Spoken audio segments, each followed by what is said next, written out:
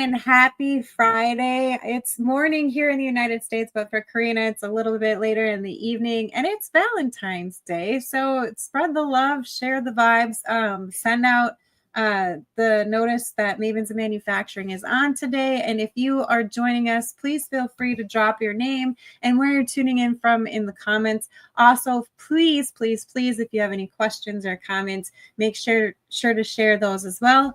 I don't like being the only one asking questions. So I love it when our audience engages, and so do our guests. And it's more engaging that way. So feel free to drop the questions and don't be shy. But Corinna, hello, how are you doing today? Hey, Megan, I'm fine, thanks. And thanks so much for having me. And hello, everyone. Yes, and I'm super excited because I get really excited to host people that are tuning in from all over the world. So you're in Germany right now, which is super exciting. Yes. And it just shows that women are everywhere in this sector and they're doing amazing things. So right now you're in an active role of like a coach and advisor and consultant, but you have history in engineering and manufacturing. So can you just share us a little bit more information about yourself and like how you ended up within the sector and how that led to where you are now? Yeah. So originally I studied chemistry, and then I started to work in the automotive and chemical industry. And the main things which I did there was like to either develop new processes or to improve current existing like processes. And Okay. so with this, I worked a lot together with like manufacturing and also like with the guys on the shop floor. And so I did this like worldwide, and also like for several years from 2015 to 2018, I worked in Asia. And at the time I came back to Germany, it was kind of like I realized I lost a bit my passion. Like before, I was like very passionate about my work, and suddenly it was like something is missing. So I started to experiment, and I started to work with a coach. And so this let me realize that I would like to become myself a coach. Actually, it took me a while. I think it was in 2021 that I realized that I want to become myself a coach, because there were like two things that were kind of like in my way. The one thing was like a big blind spot that all the time I thought kind of like I'm not good with people. But like my coach, she asked me to do like kind of like to ask other people about my strengths. And then the most thing that came back, like, and really from every person was kind of like, I'm good with people. And it was kind of like me. So, but then it took some time to digest it. And also the other thing is that for me, coaching was like for a long time kind of like this woohoo and like not this tangible. And yeah, so I was kind of like, oh no, as a chemist, I cannot like work as a coach. And I think these two things, they really took me a long time that, yeah, just in 2021, I realized I would like to become myself a coach. And so, yeah, then beginning of 2022, I started like the training and to become like an executive coach. And summer 2023, I left the corporate world and went all into my own business. So from that transition into the chemical, would you consider yourself a chemical engineer then? Um, it's, yeah, I mean, usually more I say kind of like I'm a chemist. I mean, I Okay. did my diploma and my thesis, like my PhD, in it's called like industrial chemistry. And so this has like a lot of overlaps like to chemical engineering. So therefore, yeah, it's Yeah. it goes into this My direction.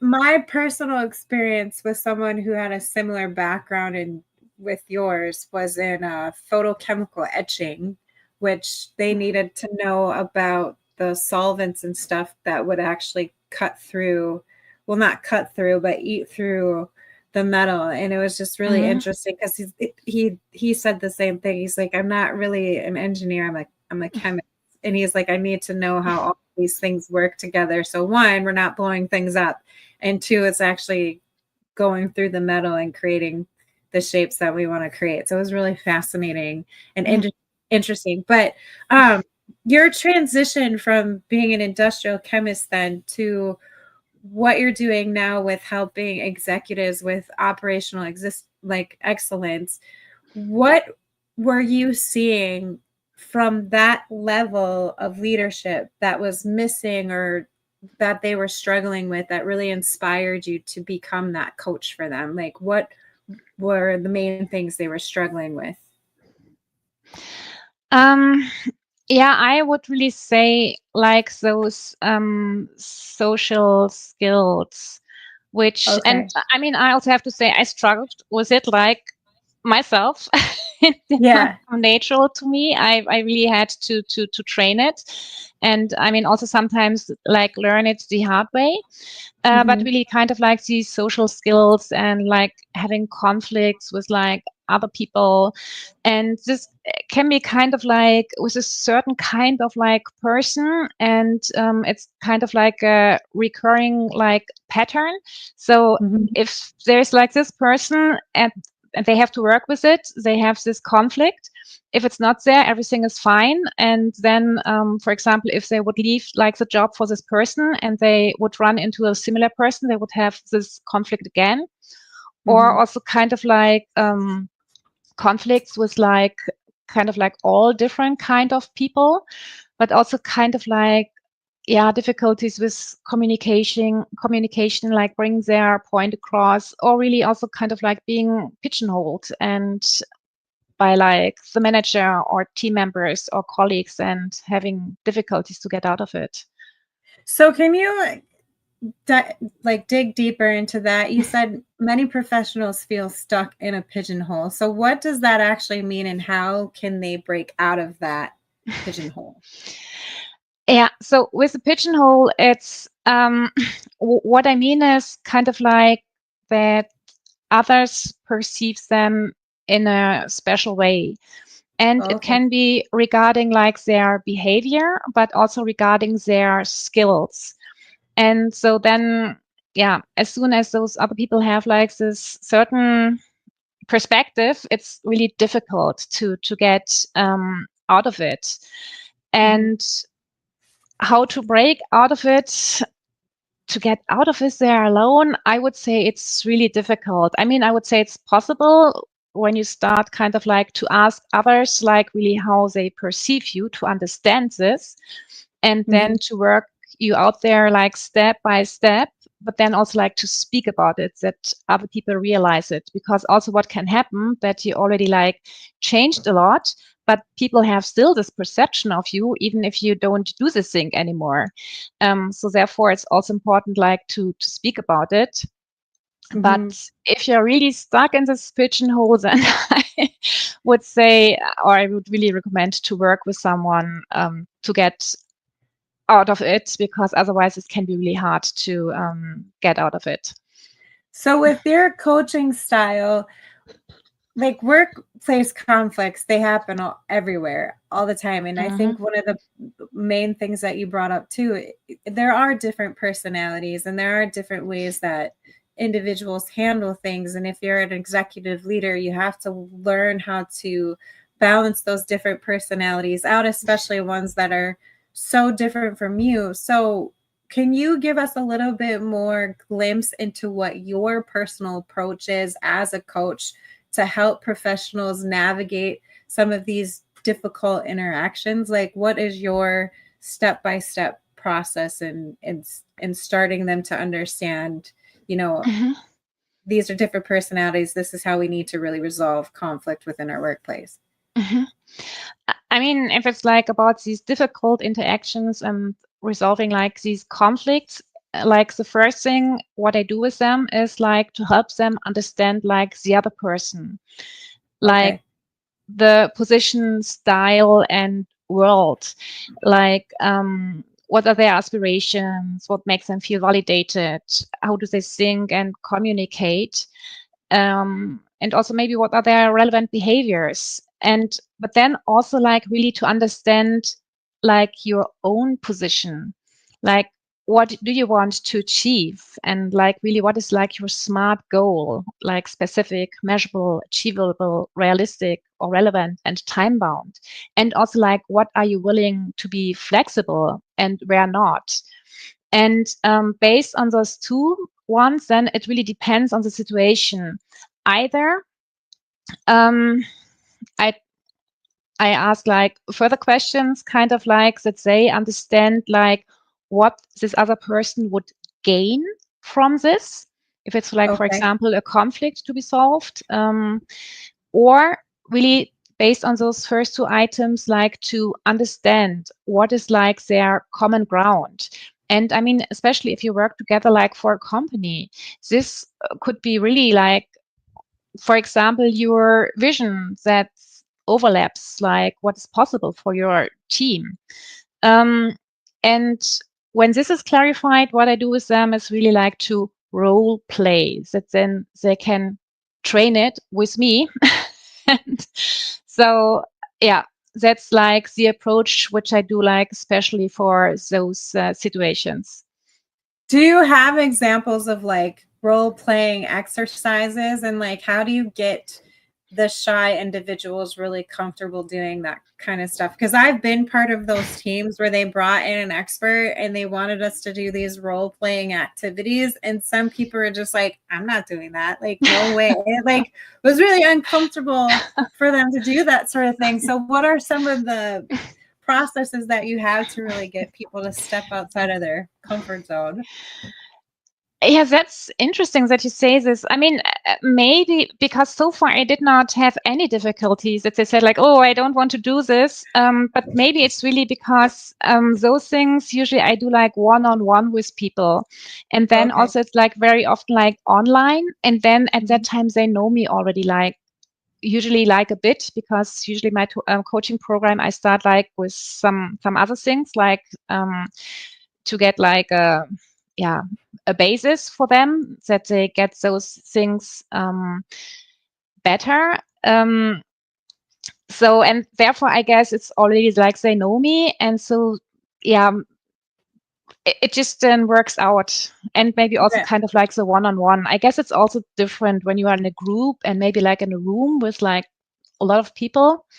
Mm. Yeah. So one of the things you mentioned earlier too, because you didn't think that you were good with people, and I feel like, and I'm gonna call out my engineers. So if you're an engineer listening and you get offended by this, I'm sorry, but it's just my personal experience with engineers. Um, a lot of them are not very sociable. Like they like keeping to themselves and doing the work. And you mentioned that communication is one of the toughest things sometimes to bring teams together in a collaborative way. So what are the key steps to really creating that high functioning communicative team, especially with people who might either be neurodiverse and they communicate one way, or people who are just shy and not used to use it? Like how do you bring all of those different personalities together to really have those conversations with one another? Hmm. I mean, the one thing is what I just shared regarding that. Then also in this setting, people need to understand like the position and world like of the other people, and also like to understand their own position. Also, Mhm. like for teams, this is really like very important. Um, and I guess for a team, it's like more important than like to find this common ground. Um, but then also like to understand things like that it's good to have like different people with like different mindsets on the team, like to help them with like this understanding. Because I mean, if like everyone like thinks the same way, then there's a high risk of like this groupthink, Mhm. and that means that you don't have like new ideas, and you might even don't see like any severe issues. So therefore it's good that people are different, even if they sometimes feel like uncomfortable. And Mhm. also it's like good to have then like this healthy conflict. And these are like the things that I help people to understand. And yeah, and also really like to learn about those differences, like what are the strengths and the weaknesses of like the different people in the team, and then Mhm. how can they, yeah, Do combine you it and use it. Do you work then with cross cultural teams as well? So like any team, because manufacturing is so broad and it's all over around the world, and there's a lot of companies that have headquarters in different regions and Mhm. countries, and sometimes those teams have to come together and work with one another. So do you have any experience with working with like a company who is trying to bring maybe like their US team together with like their German team together, since you're in Germany? Like how is that process a little bit different? And are there major differences across the cultures on how things are communicated to one another? Mhm. Um, so, I mean, as I started with my business only in 2023, so far I'm not so far down the road. Oh, I mean, I really would love that because just like for so many years, I worked myself in these like cross-functional teams, and like my manager was in the US, and I had colleagues in the US, in Europe, like in Asia. So, mhm, therefore, I have been there myself, and I really would love this. And I mean, for sure, there are different, yeah, there are really cultural differences. But mhm, to me, when I work together with people, it really comes more down to like this human individual. And so therefore it's more really like, yeah, there are differences through culture. There are differences through like gender, through age, through like neurodiversity. And there are like so many things. And yep. So therefore it's difficult to say kind of like, oh, these people are already all the time like this, and these people are all the time like this.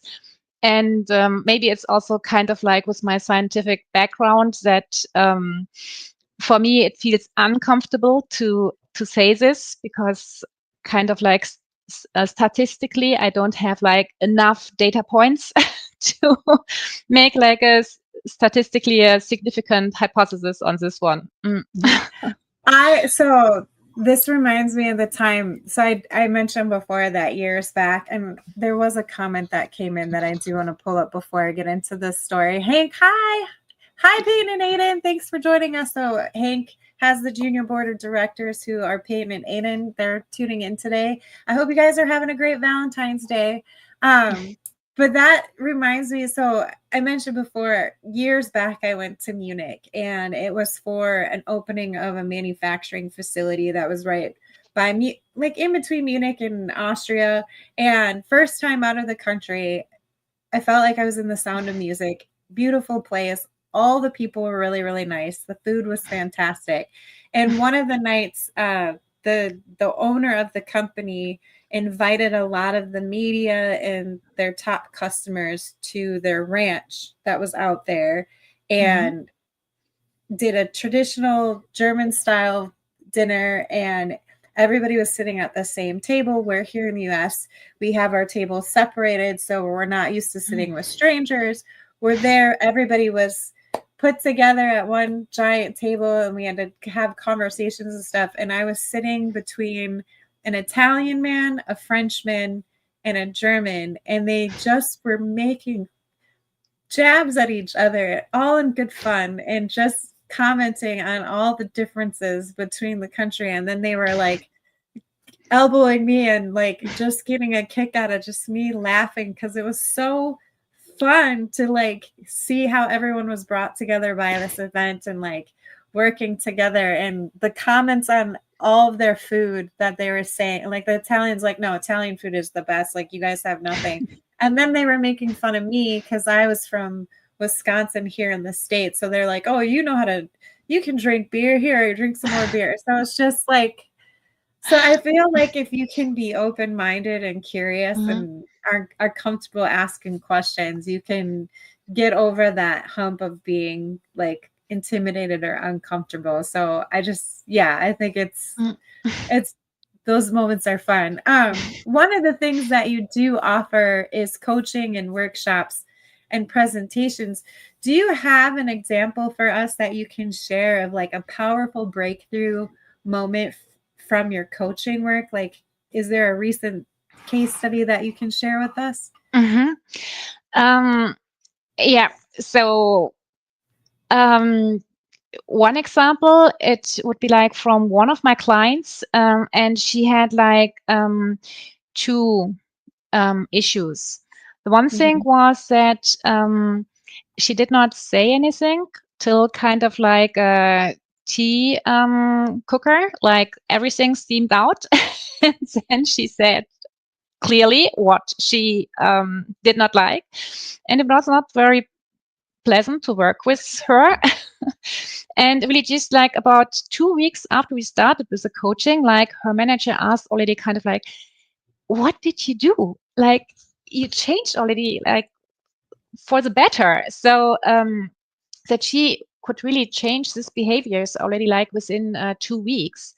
And Mhm. the other thing, what she had was that what I mentioned at the beginning, she had like this conflict with like this certain kind of like person, which she called like um, grumpy old man. So she had a conflict like with her colleague, and so they were even sitting together in like the same office, and she had this conflict already like for around 7 years, and she really liked her job, but now she was kind of like, oh, I'm so tired of this, I really want to leave. And Mhm. just after a few weeks she was already like really yeah, that the relationship worked better. And just after a few months, they were really best work buddies. So it transformed the relationship totally. And I mean, probably they will never go out like to have dinner together or like a coffee or beer because they are really very different. But it transformed their relationship totally. And I mean, Mhm. especially because she is actually a chemical engineer, and as a chemical engineer, if you leave the job to and look for a next job, to run in other grumpy old men, the likelihood is very high. So, yeah, she could solve this for her. This is like one example. Mm.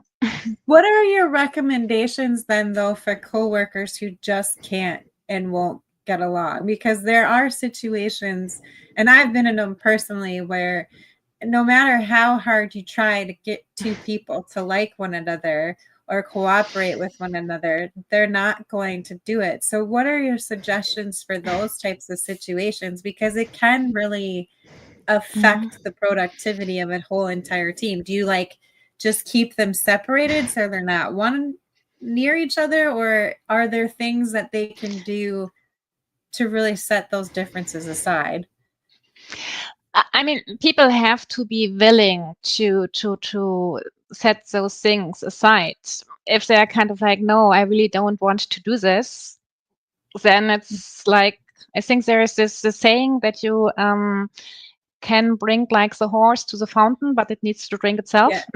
Yep. Yep. Yep. So that means if like people are totally kind of like, no, um, yeah, then it gets really tricky. So there needs to be at least some willingness that they say like, yeah, and even if they say like, yeah, maybe just give it a try. And I mean, if I would work together with them, then I would like use the same approach. But I mean, I Mhm. also have like other things I use. I call it like to train their mental toughness. So this really helps like to give like a good foundation and opens people up that they are more willing like to change, and that it's also then easier for them like to yeah, to learn new habits. And so these are kind of like the things I would use with them. But as I said, if then they're kind of like, no, I don't want to change and I want to have this conflict, then yeah. Yeah. I once had a former boss bring me to a meeting. He didn't give me the details of the meeting, and it was with someone that I was not getting along with at work. Like, I was respectable, but he brought me to this meeting. He sat us both down and they said, okay, fix it. And he got up and he left the room. And I was like, this is not what I want to be doing. So maybe not be that dramatic about it. I don't know. Like, that just made me not like her even more. I would say definitely it helps like to bring someone in, like to mediate. Mm-hmm. And I mean, also with this, for example, I really like to use then also like analogies. And for example, for these things, I like to use the story from like Peter Watzlawick's, like the hammer story. I don't know if you know it. It's I like, don't. because we make so many assumptions, and this story is really so great, like to see how many assumptions we make. It's like about a guy, and he would like want to put like a nail into the wall, but he has no hammer. So he just thinks, okay, I just go to the neighbor and ask my neighbor like to get a hammer. And then he starts kind of like to think like, oh, the last time I have seen this guy, he was a bit unfriendly. And so he exaggerates this like further and further and further. And it ends up with just, he just goes to the neighbor. And when the neighbor opens the door, he just like screams at him, kind of like, you can keep your hammer, you jerk. And so with those things, it starts that people, yeah, it keeps them, or starts that they start to think about those things, and helps to get like a different perspective. Yeah, I think that's a good point, because a lot of us have just assumed something and we've gotten in our own head about. I'm totally guilty of that, where well, someone will be having a bad day because they either lost their mom or a good friend, or they had to put their dog down or something, and then I'll try to talk to them, and of course they're off. So then I'm like, oh, what did I do? Like, they hate me, and then it just creates tension. So yeah, never assume.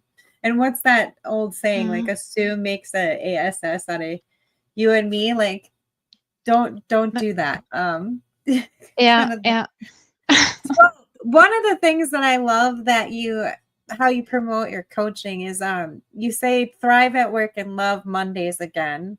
And I just want to get your insights on what that actually means to you. Like, were you one of those workers that hated Mondays when they came around? No, I have to say, for work, most of the time I really enjoyed it. Mm-hmm. I had this struggle in school that I really hated it to go Oh. school. Like, I think it was still kind of like the ninth grade or something like that. But after that, I really liked going to school, like, and also to university. And with work, I mean, there were like phases, because there were like situations where I really had like bad situations with my manager. And so during these times, I also like really dreaded going to work. But other than that, I really loved my work, and I was really kind of like, yeah, I can work. And that was then also the reason in 2018, as I realized like, oh, like this, yeah, I want to work. It's not so there anymore. So that I thought like, I really need to look into this. Mm-hmm. Do you have suggestions on how people can make Mondays great again? So I know a lot of companies that will do things on Fridays to like send people off in a good mood on the weekends. Like, there's one company, every Friday they have bread day, and like people have to bring in homemade bread, which I think is fantastic because I love bread. Is there something we can do for Mondays as businesses and companies to get people really excited to come in? Like, what can we bribe them with? For the companies, that's really good point. I mean, what I do is like that I work like with those individuals, like to help them, like to overcome those challenges that they really Mhm. dread going to work, and that they have like, yeah, fun again at work.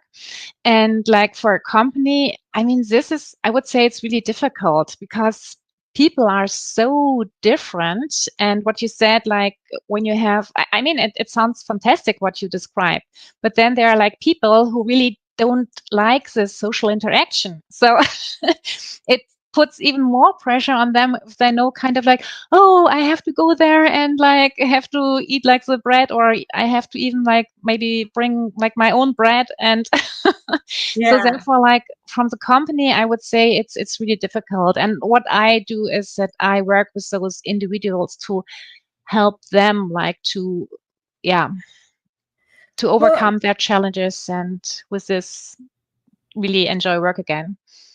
Corinna, what is next for you then? What are some of the current projects you're working on? Are there any like conferences or shows that you're going to go to that people can connect with you with? Mm, conferences I have not planned so far. I mean, currently I'm busy like with giving presentations and being on podcasts, like to increase my visibility.